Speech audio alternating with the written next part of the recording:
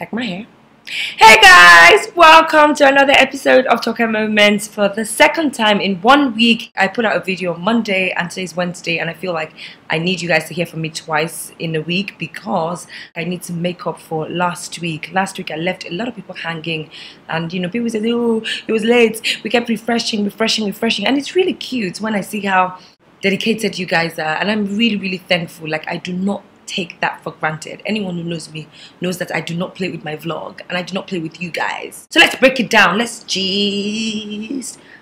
You guys love gist, don't you?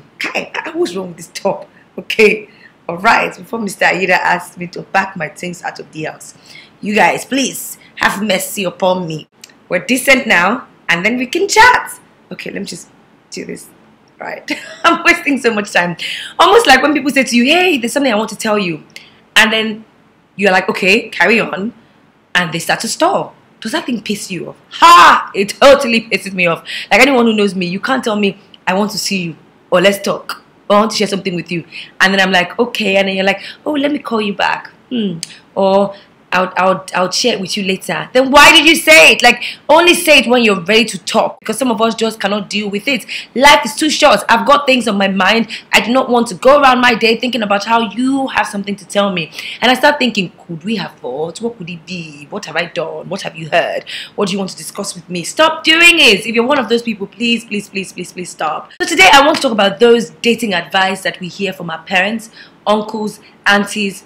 Uncles, yeah, some of them have the funniest dating advice. And we think, ew, what do these ones know? You might think they're old school, and what they're saying and the things they're sharing with you does not really count in this new generation. But if you find out, sometimes it does. I.e., people will be thinking that men are now very Western. I can never date a traditional. Most men are traditional. They matter how the English they are speaking. Forget it. Forget all that one. Leave that one for story in the pocket. They'll tell you how they like how you know all the wine there is in the world, how you know all the fancy dining. Next thing they marry you. I'm not serving anybody. I'm just saying. I'm going to get into trouble with this video. Okay, so dating advice. Toke, pull it together. Let's not be playful today because people just want to listen to serious stuff. But sometimes I just want to be playful. Do you guys always just want me to just be giving you serious advice, serious talk? Okay, I'm doing what I said, right? Like those things that people say they want to tell you and then they don't say it. Are you guys really anticipating my dating advice? Are you ready? Okay, maybe I should do it next week. I got you there, didn't I? Alright, I'll just share some with you. I don't know why I'm in a happy mood, but happy is good. And I hope you guys have had a very good week. If you haven't, watch me completely make a fool of myself and then you can just laugh. Because sometimes laughter is all you need to get through the hard times. Alright, you know how mothers will tell you, when it comes to marriage, follow that one that loves you. Follow the man that loves you more than you love him. Mothers are like, when you want to do boyfriend, you can be following all this one you like, all these home boys chilling, boys in the hood, boys that can shake it up for you. But when it comes to husband, follow the one that likes you. Follow the one that likes you the way you are. Follow the one that is in love with you. Don't marry somebody that you love. Some mothers have given that advice. I've heard it from aunties. Do not marry the man that you love. Marry the one that loves you. And it leaves me confused because I'm like, okay, there are many people that say they love you, but they're creepy and not necessarily cool. You see, that's the problem. You're looking for cool. You're looking for cool. You are looking for cool. You're still looking for cool. Instead of it to listen to aunties' advice. I don't blame aunties or parents that share that advice because in their days, it was matchmaking and they made it work. In this compound, you have this girl. 3 compounds down the road, you have another guy. The parents think, oh, my son and your daughter should marry.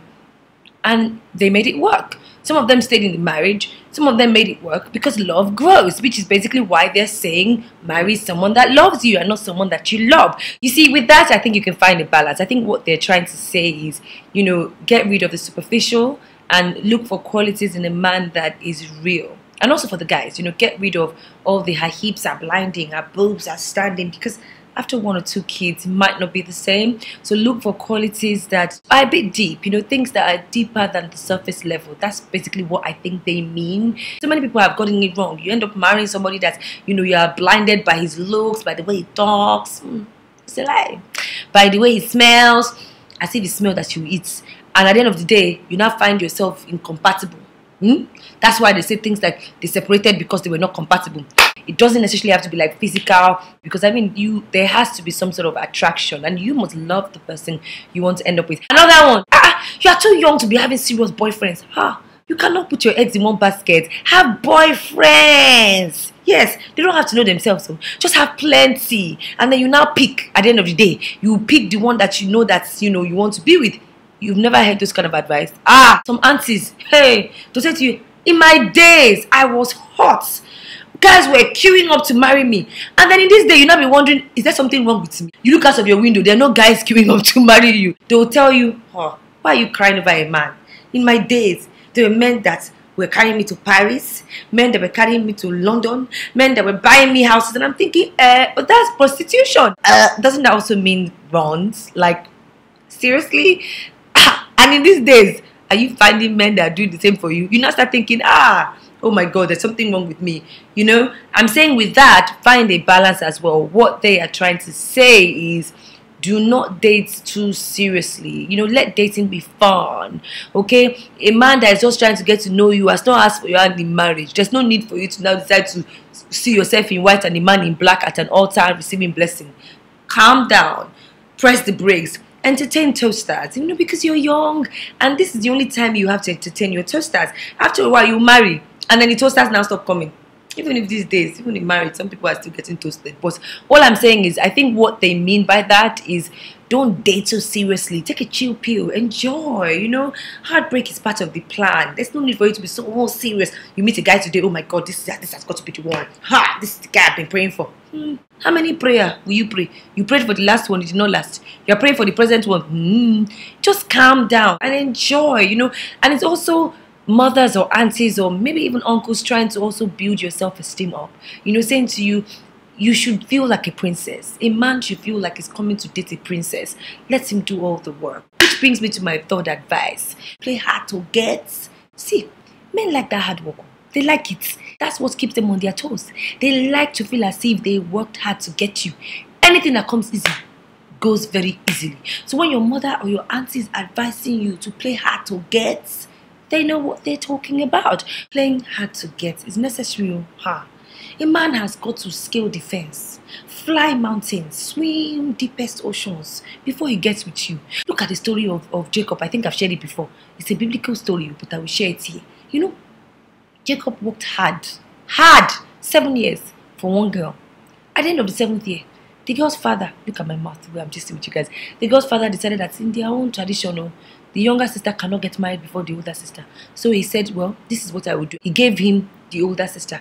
Jacob, realizing that that's not the person he worked for, decided to work for another 7 years just to get what he really wanted. Yet you are there. One man is toasting you. First night you opened your legs, you slept with the man. The man cannot even think and say, this is what this girl puts me through. Stop trying to help these boys. Even some fathers say to their daughters, you know, act like a princess. Your mother made me chase her. Your mother made me go talk. She refused to go out with me. She said I was not good looking enough. She said, those things, look, they are real. Let a man toast you. All these short corners, odd corners, all these things. They will go open leg. Later on, you say the guy is not calling you back anymore. You are crying wolf. You know, sometimes these conservative things, the old advice, if you check it very well, they work. Old does not necessarily mean forgotten. Old does not necessarily mean inactive. Some of those native sense, of which that's another vlog I have to do. Some people don't have native sense. We have to educate ourselves. Yes, women. It's just that some guys watch this vlog, and then if I do it, I feel like we're now kind of like sharing the secret with them. That's all I'm going to talk to you guys about this week. Thank you guys for watching. You guys are awesome-tastic. Please remember to subscribe to my YouTube channel and follow me on Twitter. I am a Tokestar with a double R. Until I come your way again, be good.